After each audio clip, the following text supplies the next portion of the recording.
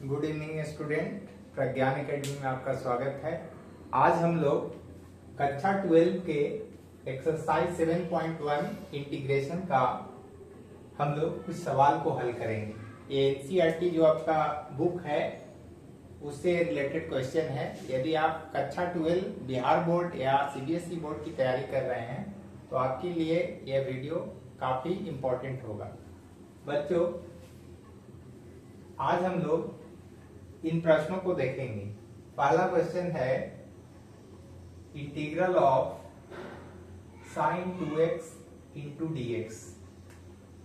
आपको पता होगा, यदि आप डिफरेंशिएशन पढ़े होंगे तो डिफरेंशिएशन में आपको पता होगा dy dx of sine x is equal to होता है cos x और dy dx of cos x is equal to minus sine x. तो हम लोग जानते हैं कि इंटीग्रेशन जो होता है वो डिफरेंशिएशन का क्या होता है, रिवर्स प्रोसेस होता है। मतलब integration is a reverse process of differentiation. It means that integral of cos x into dx, तो cos x का इंटीग्रल हो जाएगा क्या, sin x।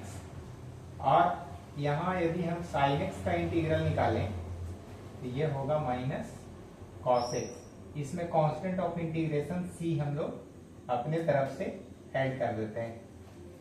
तो यहां पर हम लोग देख रहे हैं कि साइन के साथ एंगल में है 2x। इसको यदि हम मन ही मन x सपोज कर लें तो ये बन जाएगा integral sin x into dx। और sin x का इंटीग्रल हम लोग निकालेंगे तो क्या आ जाएगा, cos x का आएगा यहां से sin x। और इसी तरह से हम लोग इस sin x का इंटीग्रल निकालना चाहेंगे, sin x इंटू dx, तो इसका इंटीग्रल आएगा माइनस cos x। तो आपके प्रश्न में यहाँ पर दिया हुआ integral of sin 2x into dx, इसको यदि हम इस पूरे एंगल के जगह पे जो 2x है इसको यदि थीटा सपोज कर लें या x मान लें तो ये sin x का इंटीग्रल हो जाएगा। तो sin x का इंटीग्रल हम लोग क्या जानते हैं, sin x का इंटीग्रल होता है माइनस cos x। तो यहाँ पर लिखेंगे माइनस cos x की जगह पे यहाँ पे 2x है तो ये 2x हो गया।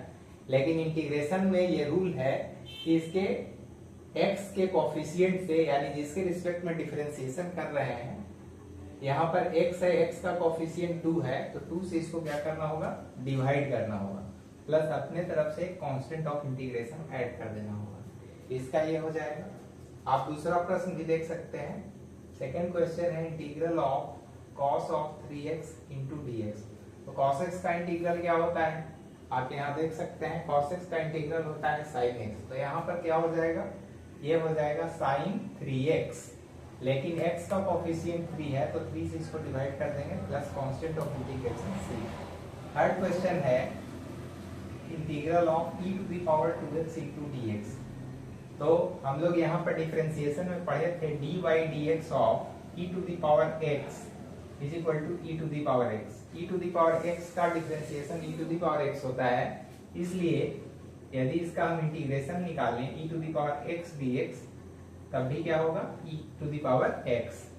अब यहाँ पर करना क्या होगा, e to the power x इसको सपोज कर लेंगे 2x को, इस 2x को हम x मान लें तो ये e to the power x का इंटीग्रल बन जाएगा, जिसे हम लिख सकते हैं e to the power 2x। x का कोफिशिएंट यहाँ 2 है तो 2 से इसको डिवाइड कर देंगे, plus constant of integration c। Fourth number है integral of ax plus b whole square into dx। एक इंटीग्रल में फॉर्मूला हम लोग जानते हैं क्या, integral of x to the power n dx is equal to x to the power n plus 1 upon n plus 1। उसी तरह से इसको यदि हम ऐसा सपोज कर लें x प्लस b को कैपिटल X मान लें तो x स्क्वायर हो जाएगा, मतलब x to the power n हो जाएगा। इसका इंटीग्रल हम लोग लिख सकते हैं क्या, लिख सकते हैं ax plus b whole to the power 2 plus 1 upon 2 plus 1। लेकिन यहाँ x का कोफिशिएंट a है, इसमें a से डिवाइड कर देना होगा। और plus constant of integration add कर देना होगा। इसको सिंप्लीफाई कर लेंगे तो ax प्लस बी हो जाएगा और ये क्यूब बन जाएगा और ये हो जाएगा 3a plus constant of integration c। तो हम लोग क्वेश्चन नंबर 4 तक देख लिए। 5 नंबर है जो आप देख सकते हैं, integral of sine 2x minus 4 e to the power 3x into dx। यहाँ पर आप इंटीग्रल को सेपरेट कर सकते हैं। इसको आप लिख सकते हैं integral of sine 2x into dx minus 4, यहाँ कांस्टेंट है जो इंटीग्रल के बाहर हो जाएगा, तो 4 into integral of e to the power 3x into dx हो जाएगा। यहाँ पर साइन x का इंटीग्रल होता है क्या, माइनस कॉस x, तो यहाँ आप लिख सकते हो माइनस कॉस 2x, x का कोफिशिएंट 2 है, इसको 2 से आप डिवाइड कर सकते हैं, minus 4 e to the power x का integral e to the power x, तो यहाँ हो जाएगा e to the power 3x upon x का कोफिशिएंट 3 और plus constant of integration c। तो इस तरह से हम लोग 4 क्वेश्चन हल कर लिए, 5वां क्वेश्चन भी हल कर चुके हैं। अब 6 क्वेश्चन है जिसको हम लोग देखते हैं। तो 6 क्वेश्चन को दिखाने के लिए इधर थोड़ा इसको क्लियर कर लें। 6 क्वेश्चन है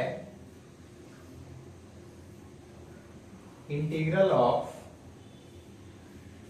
4 into e to the power 3x plus 1 into dx। यहां भी आप इंटीग्रल को सेपरेट कर सकते हो। यहां पर क्या करना होगा, 4 को इंटीग्रल से बाहर रखेंगे, e to the power 3x into dx plus integral of dx। 4 का 4 हो गया, e to the power x का इंटीग्रल होता है e to the power x, तो यहाँ पर क्या लिखा जा सकता है, e to the power 3x, x का कोफिशिएंट यहाँ 3 है, आप इसे 3 से डिवाइड कर दीजिए, plus integral of dx, dx का इंटीग्रल x होता है, plus constant of integration c। इस तरह से 6 क्वेश्चन भी हम लोग कर लिए। 7 क्वेश्चन है integral of x square into 1 minus 1 upon x square into dx। यही है। यहां पर करना ये होगा कि इसको एक्स स्क्वायर से इसमें और इसमें, ये दोनों में मल्टीप्लाई करना पड़ेगा। तो जब मल्टीप्लाई करेंगे तो यहाँ पर एक्स स्क्वायर को 1 से मल्टीप्लाई करेंगे तो एक्स स्क्वायर हो जाएगा, और यहाँ एक्स स्क्वायर से मल्टीप्लाई करेंगे तो x square divided by x square हो जाएगा, जो कैंसिल हो करके 1 हो जाएगा, इंटू dx। आप इंटीग्रल को सेपरेट कर लेंगे तो x square into dx minus integral of dx हो जाएगा।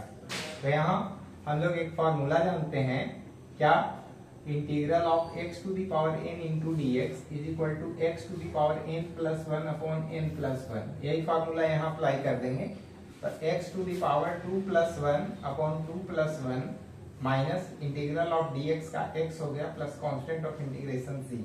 तो यहाँ से हो जाएगा x cube upon 3 minus x plus सी। तो यहाँ से 7 हो गया। लास्ट क्वेश्चन आपका एक 8 बच रहा है, तो उसको भी देख लेते हैं। आप चाहें तो इसका आप स्क्रीनशॉट रख सकते हैं, ये ऊपर में हम इरेज कर रहे हैं। तो यहाँ पर 8 नंबर क्वेश्चन है integral of a x square plus b x plus c into d x. यहां भी इंटीग्रल का फॉर्म होता है integral of u plus v plus w।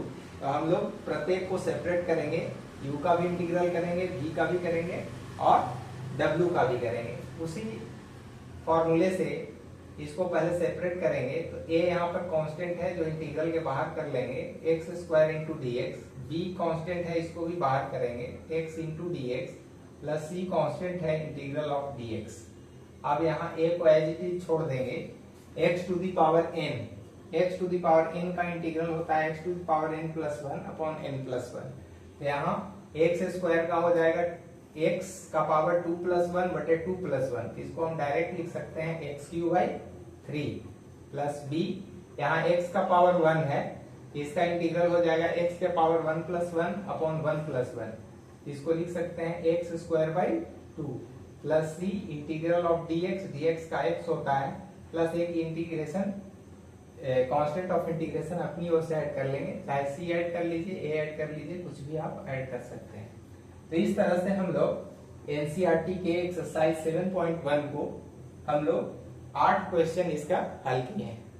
Next video में आगे का क्वेश्चन को हम लोग सॉल्व करेंगे। तब तक के लिए बहुत बहुत धन्यवाद। आप एनसीईआरटी के सभी प्रश्नों को इस एक्सरसाइज का देखना चाहते हैं तो अगले वीडियो में और रिमेनिंग जो क्वेश्चन है उसको हम लोग हल करेंगे। तब तक के लिए बहुत बहुत धन्यवाद।